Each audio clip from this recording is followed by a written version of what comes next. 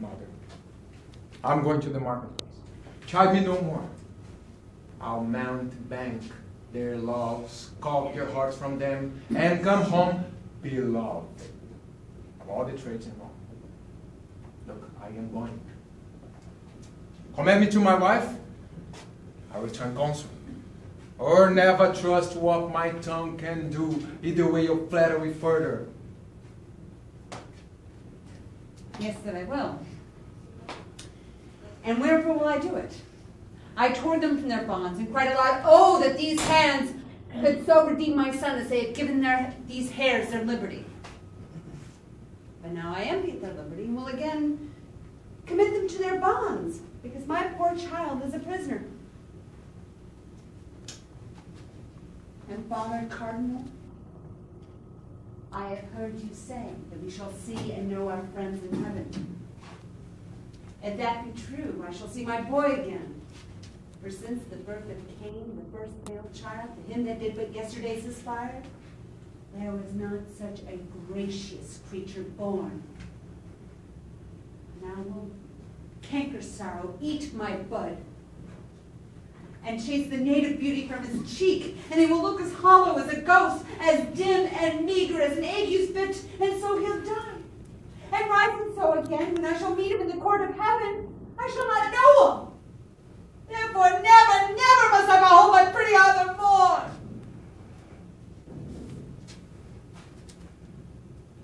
Grief fills the room of my absent child, walks up and down with me, lies in his bed, puts on his pretty looks, repeats his words, remembers me of all his gracious parts, stuffs out his vacant garments with this form. Then have I reason to be fond of grief? Fare you well. Had you such a loss as I could give better comfort than you do. I'll not retain this form upon my head when I have such disorder of my wit! Oh, Lord! My boy! My Arthur! My fair son! My life! My joy! My food! My all the world! My widow comfort and my sorrow's cure!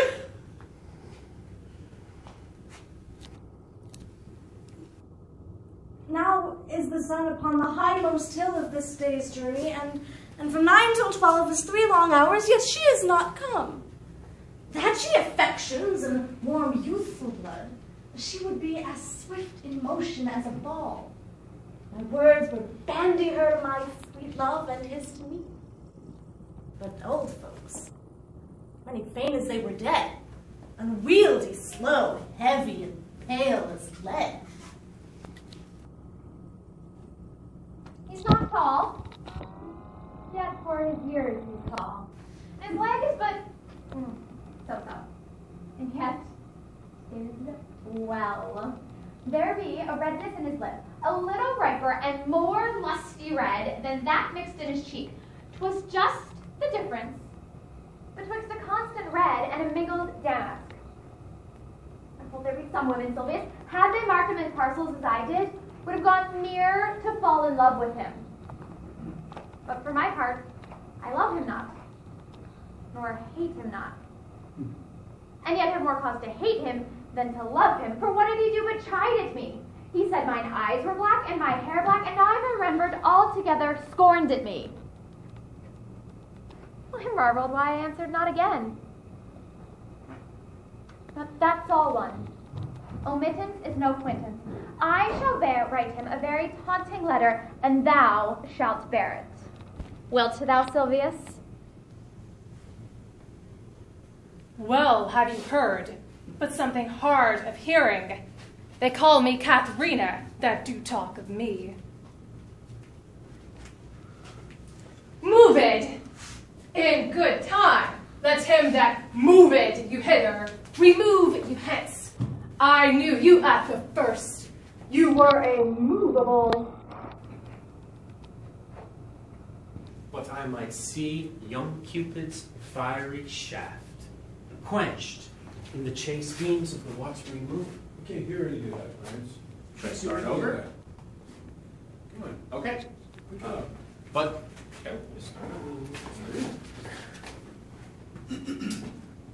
I might see young Cupid's fiery shaft quenched in the chaste beams of the watery moon, and the imperial votaress passed on in maiden meditations, fancy free.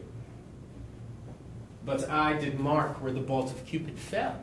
It fell upon a little western flower, at first milk white, now purple with love's wound. And maidens call it love in idleness. Fetch me this flower, the herb I shewed thee once. The juice of it, upon sleeping eyelids laid, will make man or woman madly dote upon the next live creature that it sees. Fetch me this herb, and be thou here again, ere the Leviathan can swim a league. I may chance have some quirks and remnants of wit broken on me because I have railed so long against marriage. But doth not the appetite alter? A man loves the meat in his youth that he cannot endure in his age.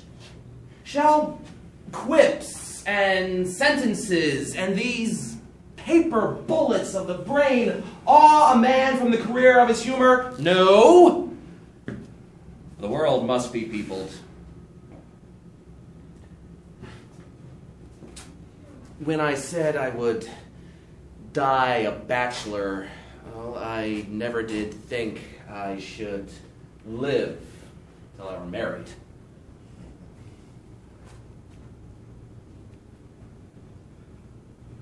Think upon the conquest of my father. My tender years, and let us not forgo that for a trifle that was bought with blood.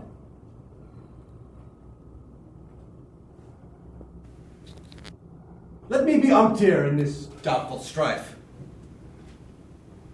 I see no reason if I should wear this rose,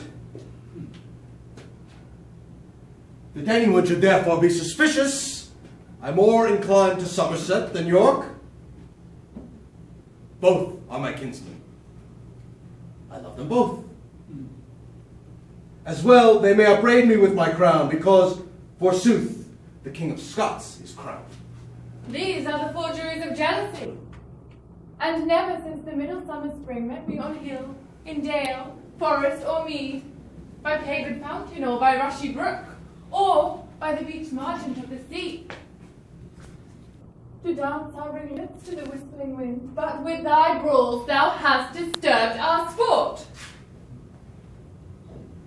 Safely in harbor is the king's ship, in the deep nook, where once thou calledst me up at midnight to fetch dew from the still wrecks Bermudes. There she's hid.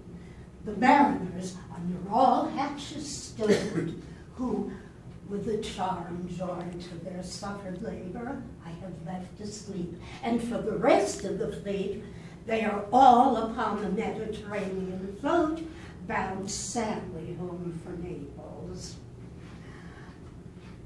Supposing that they saw the king's ship wrecked, and his great person perished. Come I to speak in Caesar's funeral. He was my friend, faithful and just to me. But the noble Brutus says he was ambitious. And Brutus is an honorable man. He hath brought many captives home to Rome, whose ransoms did the general coffers fill. Did this in Caesar seem ambitious? When the poor hath cried, Caesar hath wept. Ambition should be made of sterner stuff. Yet Brutus says he was ambitious. And Brutus is an honorable man. You all did see that on the Lupercal I thrice presented him a kingly crown, which he did thrice refuse. Was his ambition? was ambitious. And sure, he is an honorable man. I speak not to disprove what Brutus spoke, but here I am to speak what I do know. You all did love him once, not without cause. What cause withholds you to mourn for him?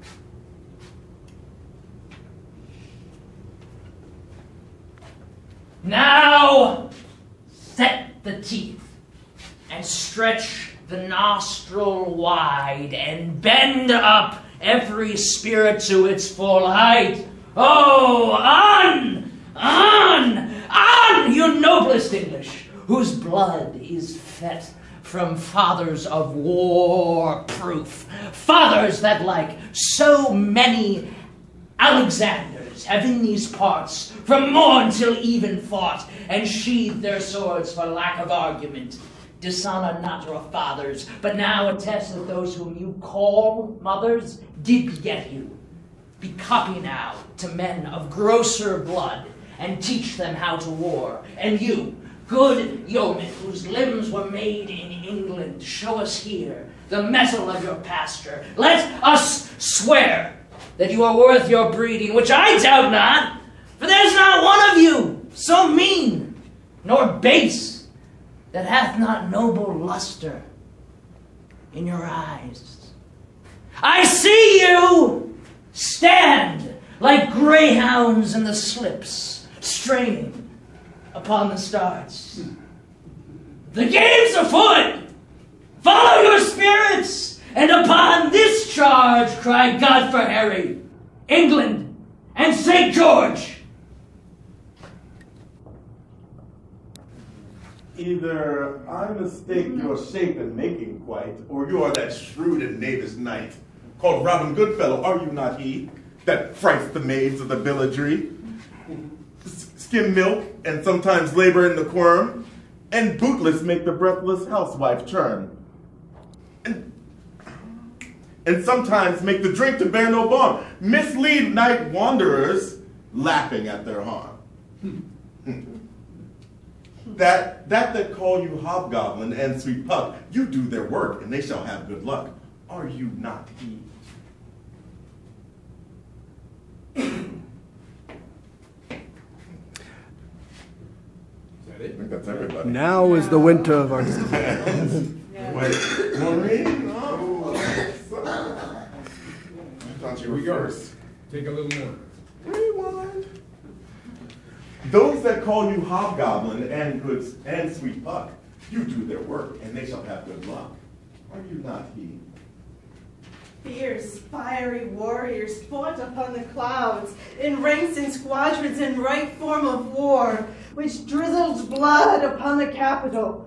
The noise of battle hurtled in the air. Horses did neigh, and dying men did groan, and ghosts did shriek and squeal about the streets. Oh, Caesar, these things are beyond all use, and I do fear them. When beggars die, there are no comets seen. The heavens themselves blaze forth the death of princes. Bravo. Yeah. Okay. Can I just make what we were talking about big or Robert just yeah. That was so great, but that was just some of the best stuff you've done. Now this is what we have to worry, is that he's in the play. He's talking to 10,000 people in the Roman Forum. Now I have no answer, but that's, and plus a 3,000 seat theater. Right. So, but what you did was so real, you know. But then this is the question we all have to, you know, we're going to throw that in, and how do you do it? Or maybe just be real but larger. Yeah, but what does that mean? And cut. You don't know. Well, I'll figure it out. The existential question, isn't it? I think larger means that people can hear you. Yeah.